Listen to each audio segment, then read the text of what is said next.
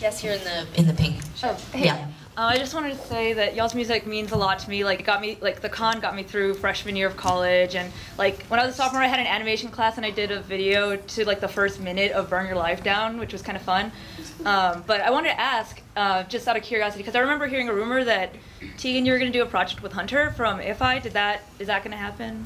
I did. I worked with Hunter Bergen from AFI for like 4 years, and 3 of the songs that we wrote together were on the last record. Don't Rush, The Cure, Right. and Hell.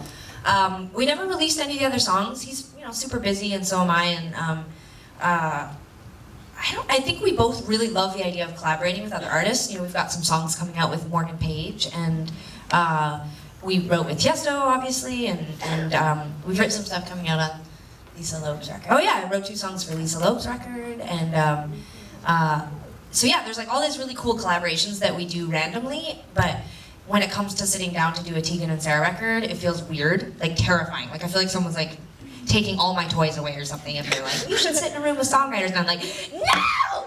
And I'm like, that seems irrational. Did anyone see that Jimmy Kimmel video of all the like, or what do you got, all the parents to tell their kids that they'd eaten all their candy, and every single kid responds the same way, like just chucks themselves on the ground and is like, that's the only way I can describe the feeling of someone saying, maybe you should consider songwriting with somebody, and I'm like, like it feels like you're basically telling me I suck. But that's totally, completely, 100% irrational. And but I think that Sara and I would like to do more collaborating, and whether that's with each other or with a songwriter or a producer, I think we're going to definitely do more of that. So, but Hunter is still in my stratosphere, and you know, I imagine someday he was actually at my grocery store a couple of weeks ago. I ran into him. It was really weird. Yeah. But he's great songwriter. So, you pick. Okay. I mean, it's okay. Waving. I mean, that apparently that works with us. Just go hysterical with the arm. Okay, you. Yeah. Yeah. Your arm was going wild. Thank you so much. What's up, guys? What's up? I recently spent a great majority of my 18th birthday party freaking out about getting tickets to this thing.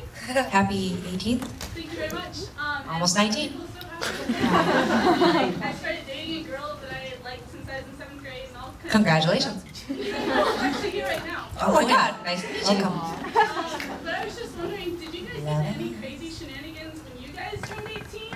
Or are you still doing crazy shenanigans? Sarah did some crazy shit on her 18th birthday. When I was 18, I cut all my hair off.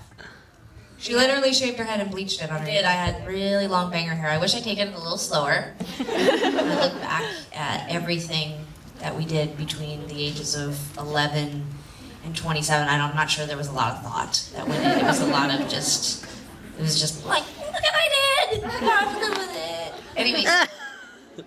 But I was so excited. I had long banger hair, and it was this thing that I just, on my 18th birthday, I just like got up and we went down and made hair appointments, and Tegan had already sort of like chopped a bunch of her hair off, and so it wasn't as big a step for her, but we were really late. It took so long to bleach out my hair, which is just so unbelievable to me. Anyways, so I did that so many times. Anyways, put me doing it, so I just didn't intervene.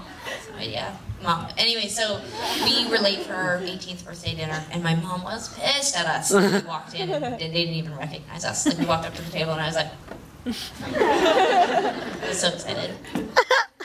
That's it. Congratulations for getting 18 and all of that. Okay, you, sir? Yes.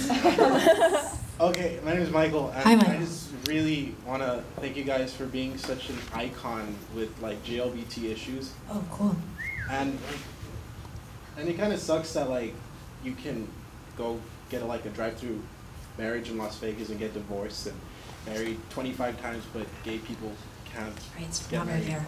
So like, what do you think of all that political BS?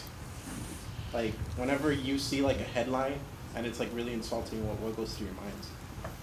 So the question for people in the back was, thanks Michael, was about gay marriage basically, and what we think about the fact that in most states here you can't get married. Sarah's gonna answer that one.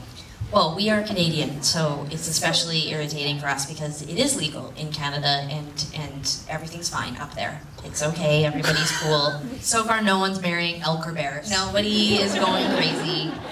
gays have good and bad marriages and also buy furniture and cat and then get broken up after a year or two. Like, we all abuse marriage. I mean, if you really think about what marriage really is, I mean, let's just be real. Easily, it's bullshit, and you should all really care. And straight people should care, gay people should care, people who don't care should care. Like, of course, absolutely. I think that's like, goes without saying, we care.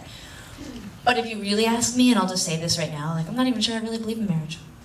Amen. So I just think that, like, if you're gonna get, I think it's, and the reason why I say this is that it's like, you know what, if the Kardashian lady wanted to get married and divorced within like 26 seconds, I mean, whatever, like, I don't care, like, I'm not fighting for marriage because I think that you should get married and be in a marriage for the rest of your life. If you're not fucking happy, the world would be a better place if we all just were in relationships that made us happy and we didn't stay in relationships that made us unhappy. Whether you're married or you're not married, or you're married because of money, or you're married because you love each other, or you're married because someone told you to. I just hope you're happy. And we should at least be able to all, I always say we should all have the right to get divorced. You know?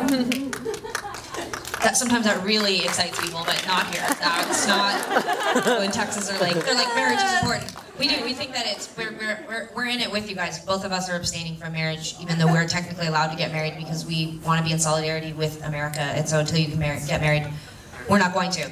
Which goes over with our girlfriends. They're kind of like, that sounds like an excuse. On the aisle there, yeah.